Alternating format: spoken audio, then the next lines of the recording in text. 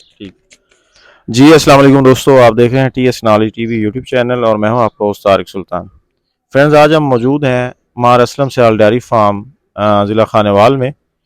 इस फार्म पे तकरीबन 700 के करीब जानवर हैं, जिसमें कुछ गायें और भैंसें हैं। ये एक कमर्शियल डेयरी फार्म है। आज हम असलम साहब के पास चलते हैं, आपको मिलवाते हैं और इनसे इनका जो तजुर्बा है उससे आपको मुस्तफ़ीद करवाने की कोशिश करते हैं। इस फार्म पे भैंसों की ब्रीड पे भी बहुत अच्छा काम हो रहा है और यहाँ पे तकरीबन को 8 के करीब बुल्स हैं, जिनसे बच्चे लिए जाते हैं। फिर उनकी जो झोटियाँ हैं, उनके दोबारा बच्चा देने तक या फ्रेश होने तक उनका उनको इंतज़ार करवाया जाता है। अगर वो अच्छी होती हैं तो उससे बुल की आगे फिर ब्रीडिंग करवाई जाती है, अदरवाइज़ उस बुल को और उन बच्चों को डिस्कार्ड कर दिया जाता है। जी, अस्सलाम वालेकुम सर। जी, वालेकुम सलाम। सर, थोड़ा-सा अपना मैंने इंट्रोडक्शन तो करवा दी है। जी, अपना ज़रा ये बताइएगा कि आपने ये जो डेयरी फार्मिंग है, इसमें आप 2 तरह की फार्मिंग कर रहे हैं। एक गाय की भी फार्मिंग है और भैंस की भी फार्मिंग है। ये बताइएगा कि भैंस की फार्मिंग की तरफ आप कब कब आपने स्टार्ट लिया? सबसे पहले तो आपका बहुत मैं शुक्रगुज़ार हूँ कि आप हमारे पास तशरीफ़ ले आए और आपने हमें मौका दिया बात करने का। मैंने जो स्टार्ट लिया है ना, वो लिया बफलो से ही है। और बफलो जब उस वक्त या भैंस का फार्म इतना ज़्यादा कामयाब मुझे नज़र नहीं आ रहा था, तो उसके बाद हमने गाय को इसमें ऐड किया। तो गाय जो है वो इस वक्त पूरी दुनिया में फार्मिंग के लिहाज से वो एक ऐसा जानवर है जो जिसने साबित किया है कि मैं फार्म का जानवर हूँ और उससे फ़ायदा होता है, प्रॉफिटेबल जानवर है। जहाँ तक बफलो की बात है तो बफलो के मुख्तलिफ जो है इस वक्त लोग काम कर रहे हैं इसके ऊपर। एक रवायती तौर पर लोग इसे पाल रहे हैं, दरियाओं के किनारे पाल रहे हैं या उसको चरा लिया रोज़ाना की बुनियाद पर। तो मैं थोड़े से ये अर्ज़ करूँगा कि दूसरा जो हमारे पास स्ट्रक्चर है वो है, शहरों में लोग बच्चा नहीं पालते तो उस जानवर का दूध लेते रहते हैं। जी, जी। अब मैं थोड़ी सी अर्ज़ ये करना चाहूँगा कि बफलो की फार्मिंग और आम पालने में फ़र्क क्या है। जी, जी। तो जब हम लफ्ज़ फार्म का इस्तेमाल करते हैं तो उसमें अखराजात आम लोगों से इसके बढ़ जाते हैं। मसलन डॉक्टर का उसके ऊपर मौजूद होना, टेक्नीशियन का मौजूद होना, फिर लेबर कास्ट बढ़ जाती है, फिर उसकी सफाई जो है ना वो ट्रैक्टर और उससे जो डीज़ल फ्यूल कास्ट होती है वो बढ़ जाती है। जी। तो आम जानवर को पालने और जानवर को फार्म में रख कर पालना, ये बड़ा एक दोनों बड़ी मुख्तलिफ चीज़ें हैं। जी, जी। तो इसके ऊपर हम एक्सपेरिमेंटली काम कर रहे हैं और मेरी अपनी ख्वाहिश ये है कि हमारा ये जो जानवर है, पाकिस्तान का जो बफ है, ये इस तरह अगर हो जाए कि ये फार्म का जानवर बन जाए। और फार्म के जानवर से मुराद ये है कि फार्मर इसको इस तरह लेके पाले कि उसे सालाना या माहाना मुनाफा हो, हाँ, फ़ायदेमंद हो, फ़ायदा प्रॉफ़िटेबल। मंद हो। सर, इस पे आपके पास अभी तकरीबन 700 के करीब जानवर हैं। तो आप इनकी फ़ीड में क्या चीज़ इस्तेमाल करवा रहे हैं? साइलेज करवा रहे हैं या सब्ज़ चारा करवा रहे हैं? हम फीड हमारा जो फीड्स इसका प्लान होता है वो पूरे साल का होता है, जी, जी। जो हर माह इसका पैटर्न बदलता रहता है। अच्छा। गर्मियों में आजकल चूँकि गर्मियाँ हैं तो रोड ग्रास आता है और वो अपनी ज़मीन से आता है। जी, जी। तो हमारे ऊपर रूटीन से हटकर जो है गर्मियों में चारे या लेने का प्रेशर कम होता है, चूँकि रोड ग्रास और हमने नेपर ग्रास ग्रास साथ लगाया हुआ है। जी, तो जी। ये दोनों स्टार्ट होते हैं मार्च से और ये चलते हैं नवंबर तक चारे। जी, जी, नवंबर तक। तो सर्दियों में हमें ज़्यादा बाहर से लेना पड़ता है, तो गर्मियों में हमें उस वक्त लेना पड़ता है जब हमारी ज़रूरत हो। ज़्यादातर फील्ड से आता है। तो सर, इसमें बफ़ में आप क्या सब्ज़ चारा ही इस्तेमाल करवाते हैं या कोई साइलेज वगैरह भी इस्तेमाल करवाते हैं? साइलेज हम नहीं इस्तेमाल करवाते, कभी अगर शॉर्टेज हो जाए चारे की या बारिश आ जाए या कोई मजबूरी हो तो उस वक्त हम साइलेज देते हैं जानवर को। दूसरा, हम सर्दियों में जाके देते हैं बफलो को। अच्छा। भैंस को जब कोहरा पड़ रहा हो, दिसंबर हो, दिसंबर के लास्ट 2 हफ्ते हों या जनवरी फरवरी हो, तो उस वक्त भी हम देते हैं। क्योंकि साइलेज के अंदर इसकी जो एनर्जी वैल्यू है वो ज़्यादा होती है फूड की, तो उस वक्त ज़्यादा सर्दी की वजह से ये हमें सपोर्ट करता है। अच्छा, अच्छा। इस तरह गाय साइलेज पे परफ़ॉर्म अच्छा करती है, तो भैंस भी साइलेज पे बहुत अच्छा परफ़ॉर्म करती है। तो आपका एक्सपेरिमेंट क्या कहता है, अगर इसको थ्रू आउट साइलेज पे ही रखा जाए? जी। तो हमने ये देखा है कि जो साइलेज है इससे जानवर ना फैटने के, मोटा होने की तरफ ज़्यादा आता है, जी, दूध की तरफ कम आता है। दूध की तरफ कम आता है।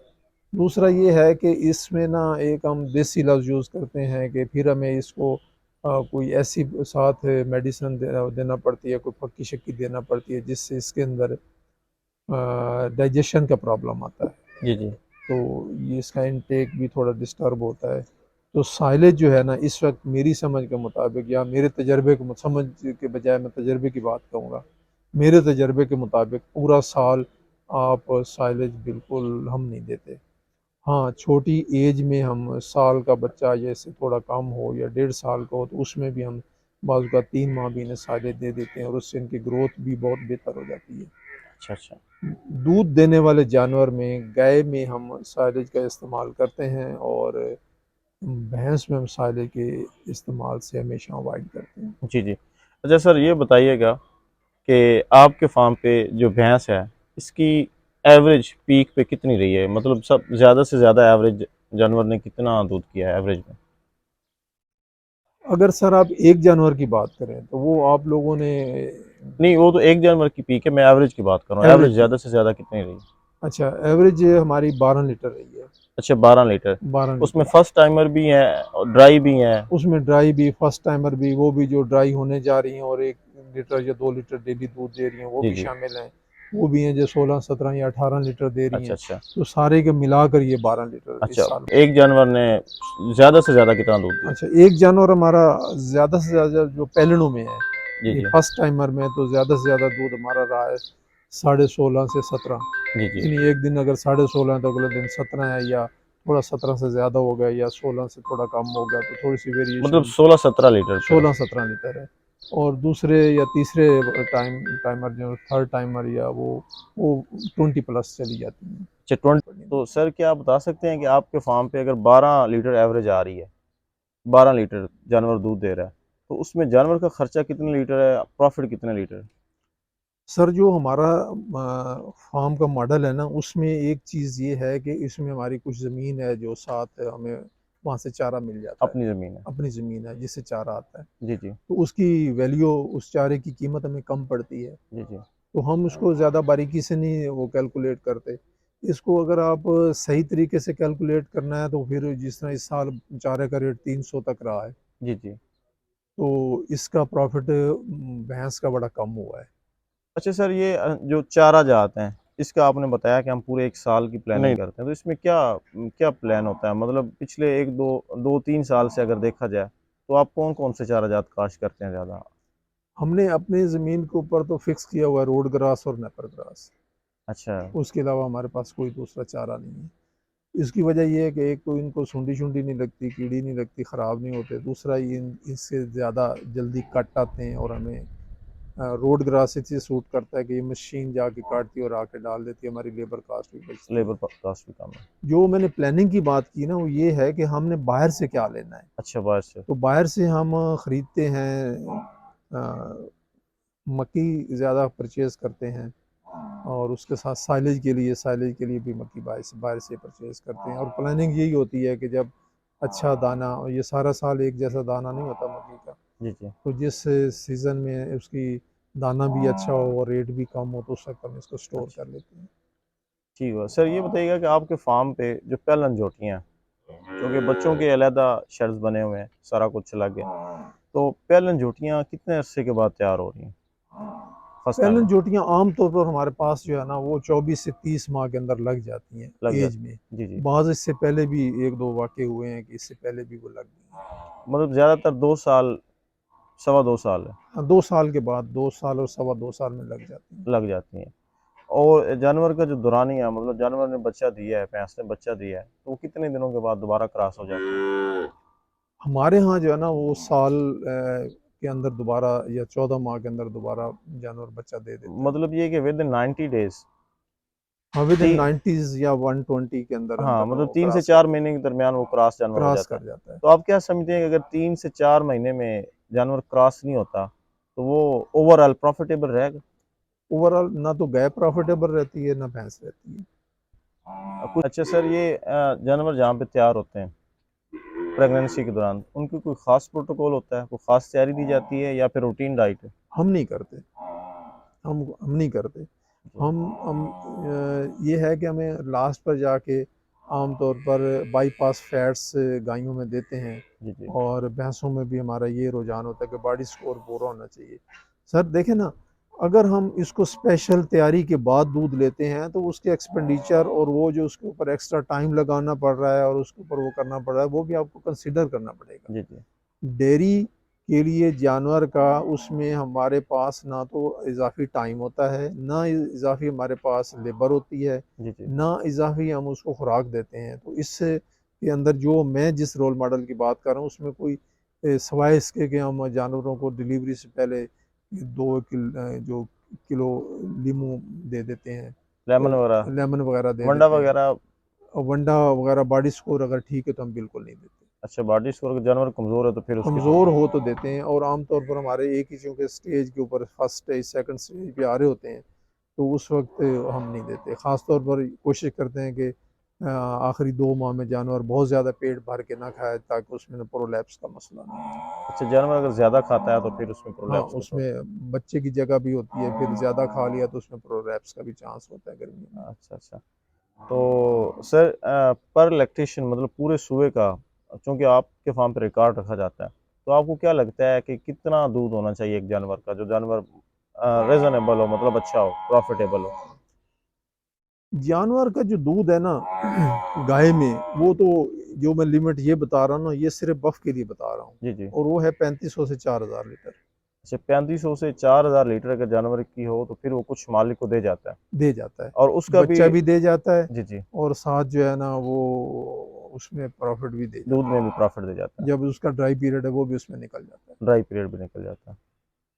तो आप क्या सजेस्ट करते हैं कि जानवरों की, जो एक नया बंदा है, अगर वो डेयरी फार्म बनाना चाहता है, तो उसको स्टार्ट भैंसों से लेना चाहिए, गाय से लेना चाहिए या फिर मिक्स करना चाहिए?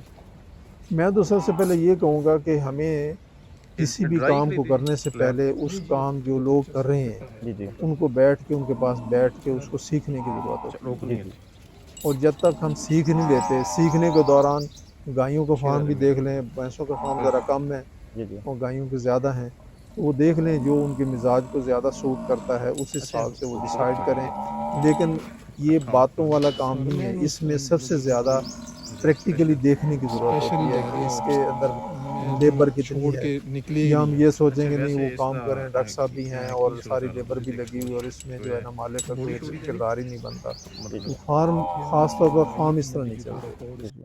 ये इनको टाइम पे पानी नहीं मिला, खुराक नहीं मिली, अगले दिन दूध कम हो जाएगा। दूध कम हो जाता तो है। इसको ज़बानी कलामी थ्योरेटिकल किसी से, मुझसे या किसी दूसरे बंदे से सुनाने की बजाय ना 2-3 माह 4 माह इसको प्रैक्टिकली बैठ के देखें, साथ लगाएं, क्योंकि इन्वेस्टमेंट के साथ हमारी ज़िंदगी भी खर्च हो रही होती है। जी, ऐसे ही। तो वो देखें, जो बाहर से चीज़ें अच्छी लगती हैं, बाज़ औक़ात गोबरों में गर्मियों में फिरने से बंदा वैसे ही उकता आ जाता है कि ये कौन सा काम है, मुझे करना ही नहीं चाहिए।